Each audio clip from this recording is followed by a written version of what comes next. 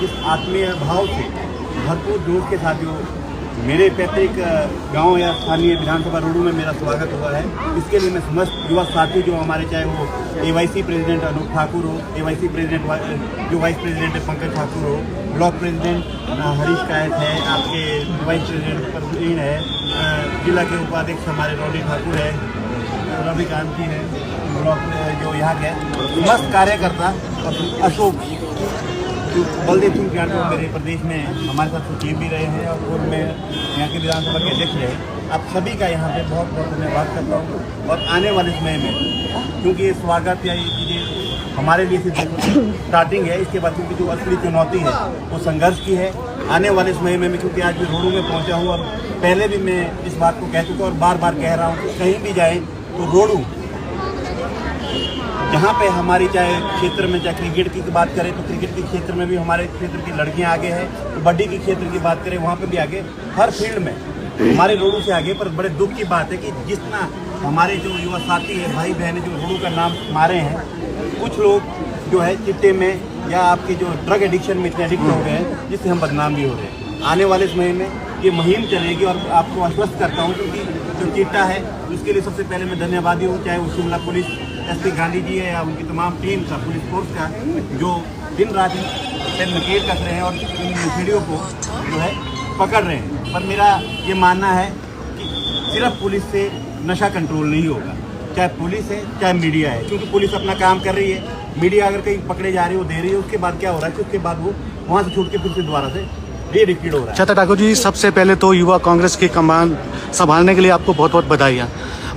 आने वाले समय में सरकार में रहते हुए आपकी मुख्य रूप से क्या क्या प्राथमिकताएं रहेगी, जरा बताएं। सर, सबसे पहले तो ये जो नशे की प्राथमिकता बताई हमने कि नशे के खिलाफ हमारी एक मुहिम थी। इसके अलावा प्रदेश जो हिमाचल प्रदेश है वो युवाओं का प्रदेश है। पूरे हिंदुस्तान में अगर युवाओं का ऑब्जर्वेशन लिया जाए और परसेंटेज ली जाए तो यूथ पॉपुलेशन जो है पूरे देश में 34 है, जबकि हिमाचल प्रदेश में वो 35% है। कहने का मतलब है कि युवाओं के प्रदेश होने के नाते युवाओं के लिए ज़्यादा जिम्मेवारियाँ है, नशे से दूर रखना है, बेरोजगारी के लिए टाइम पे हम आने वाले समय में जॉब फेयर भी करेंगे जिसमें बेरोजगारों को रोजगार उपलब्ध कराएं। और आने वाले समय में समाज, क्योंकि आज की डेट में इन्वायरमेंटल चेंज भी काफ़ी ज़्यादा हो रहे हैं, तो इन्वायरमेंट नशे पे इन्वायरमेंट पर बहुत ज़्यादा जरूरत काम करने की, तो ये हमारी प्राथमिकता रहेगी। जी सर, आपको बहुत बहुत बधाई देना चाहते हैं। आप पर विश्वास जता है युवा कांग्रेस के जितने भी आपके साथी हैं। सबसे पहले तो आपसे ये जानना चाहिए, आपने कहा कि रोजगार की आपने बात की और आपने कहा कि नशे से हम जो है प्रयास करेंगे मुक्ति होगी, लेकिन आपका जो विज़न है उस विज़न को किस तरह देखते हैं पूरे युवा देश के लिए? सर, क्या एक ऐसा विज़न है जिस पर आप जो है पटल पर उतरे? देखिए, जो युवा कांग्रेस की लोकतांत्रिक प्रणाली है, एक लोकतांत्रिक तरीके से चुनाव कराते हैं।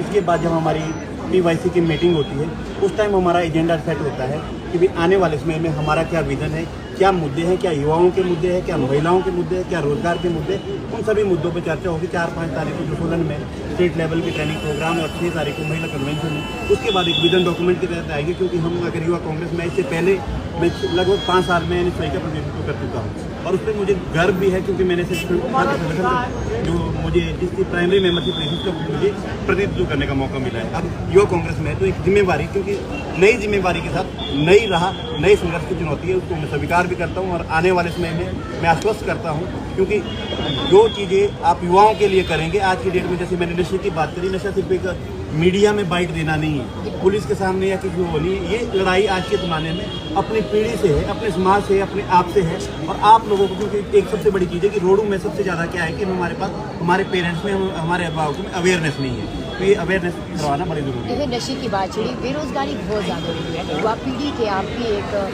आइकॉन माने जाते हैं, क्या युवा पीढ़ी के लिए बेरोजगारी के लिए भी अपनी सरकार से लड़ेंगे? देखिए मैडम, मैं आपको फिर से इसी बात पे आ रहा हूँ, पिछली सरकार में या तो भर्तियाँ होती नहीं, अगर होती थी तो रिजल्ट नहीं निकलते तो कोर्ट पे चैलेंज हो जाते। जब प्रदेश के माननीय मुख्यमंत्री सुखविंदर सिंह सुक्खू जी ने चार्ज लिया, सबसे पहले हमीरपुर चयन आयोग को भंग कर दिया। उसके बाद चाहे वो कॉलेज कैडर की भर्तियाँ हो, चाहे आपकी JOIT की परीक्षाएँ हो, चाहे आपकी कंडक्टर की भर्तियाँ हो, और आने वाले समय में हमारी पुलिस की भर्तियाँ हैं। तो आने वाले समय क्योंकि कम से कम जो चीज़ें लग रही है, आपने लगभग 2 सालों में चीज़ देखी कि जितनी भर्तियाँ हो रही है वो उनको नियुक्तियाँ मिल रही है। और दूसरा, कोई भी पेपर लीक में नहीं फंस रहा है, क्योंकि जब जहाँ करप्शन होगा। और दूसरी बात है कि मैं HRTC में भी बोर्ड ऑफ डायरेक्टर हूँ। पहले ये कहा जाता था कि कोई भी अगर आदमी लगता है तो अपने लोगों को करता है। तो हमने एक BOD की मीटिंग में किया गया कि जो मेरिट बेस पे वो लगेंगे, और हमने कहीं भी ऐसी होली रखी, पारदर्शी के साथ इंटरव्यू करवाए।